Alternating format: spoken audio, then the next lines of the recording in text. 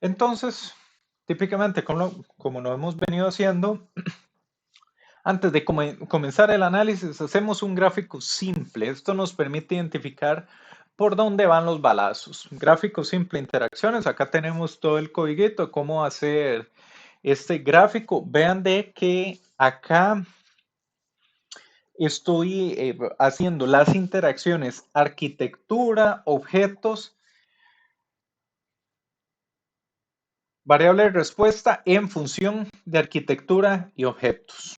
Así es como lo tenemos y obtenemos algo de esa clase.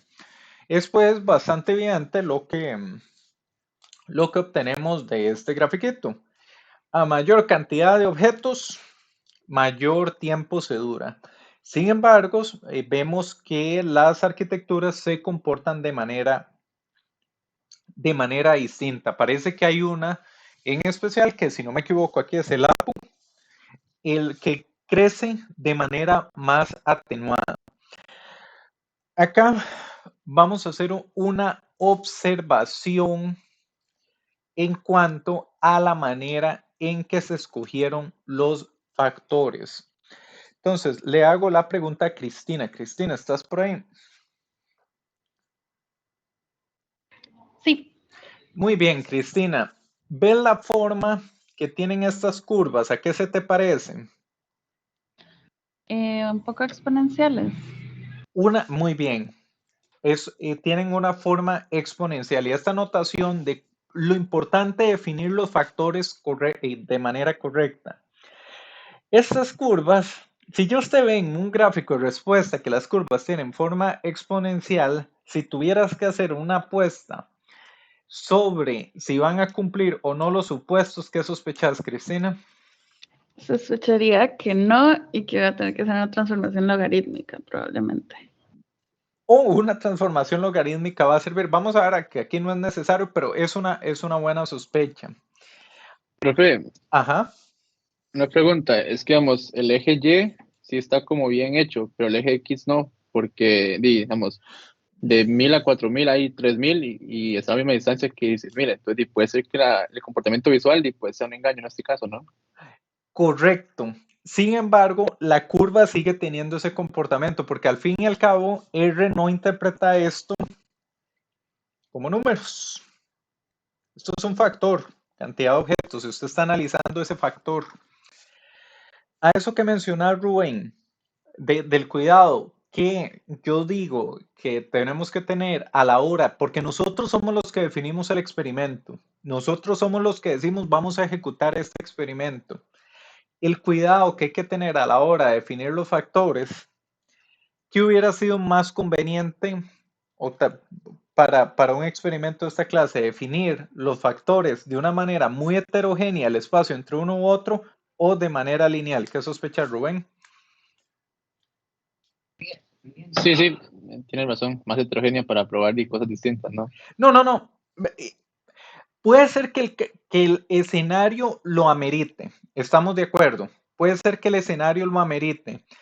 Sin embargo, Rubén, el punto que yo quería hacer aquí es que a veces nosotros, por la manera en que escogimos los factores, estamos forzando un comportamiento no normal ni no homoceástico. ¿Me explico? Ah, ok, claro, sí, sí. Ujú. Muy bien, y vean, esto hay que tenerle mucho cuidado porque esto nuevamente son ustedes los que definen su experimento.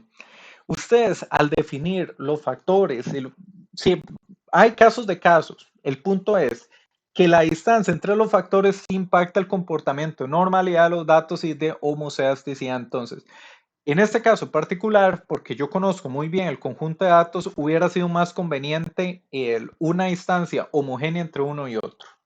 Nuevamente, hay casos de casos, esto va a ser muy propio del contexto del experimento que cada uno de ustedes realicen. Lo que sí necesitamos tener claro es que esta selección de factores impactan el comportamiento de nuestros datos. Hay que tener eso presente, la selección de factores genera eso. De manera análoga, hacemos un gráfico simple de interacción y arquitectura. Este sí parece que se escogió de una manera más acorde, lineal. Entre la distancia entre las resoluciones, pues pareciera que tuvo un comportamiento un comportamiento lineal. Acá, Rubén, ¿estás por ahí? ¿Qué Sí, aquí estoy. sospechas? Sentando el punto que yo acabo de hacer, si aquí en lugar de 1920 por 1080, si aquí hubiera puesto 8K, ¿qué hubiéramos visto? Un comportamiento exponencial ahí. Ujú. Correcto. Al ¿Me final son explico? píxeles, entonces pues si aumenta eso, pues aumenta la cantidad el tiempo de sintetizado. Correcto. Muchas gracias, Rubén. Barnum, ¿me explico? Sí, Sí. ¿Cómo lo ves, Alan Roberto? ¿Tiene sentido o no tiene sentido? sí. Muy bien, entonces, esto es importante tenerlo presente. Tenemos que escoger estratégicamente los factores que vamos a analizar en nuestro experimento. Un caso particular es el experimento 2 a la K. Acá no hay quite, aquí sí se comportaron los datos así porque estas eran las combinaciones que teníamos que evaluar. Sí o sí teníamos que evaluar estas combinaciones si se comportaron acá. Aquí no había espacio de maniobra. Sin embargo, este comportamiento que pareciera que es un exponencial decreciente podría estar ligado a cómo seleccionamos el factor objetos. Y acá lo vamos a ver más adelante.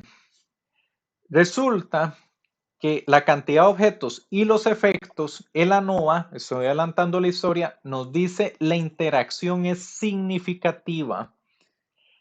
Quiere decir eso, en español, que la manera como escogí el factor acá me impacta el cómo se ven los datos aquí. ¿Me explico, Nicole?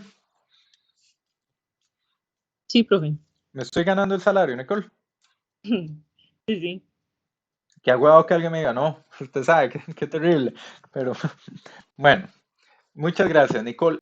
Esto es importante tenerlo presente. La NOVA esto nos lo va a decir, nos va a decir, resulta que como usted escogió los factores acá, impactan cómo se desempeñan los datos en función de este otro factor. Entonces, tenemos eso por ahí.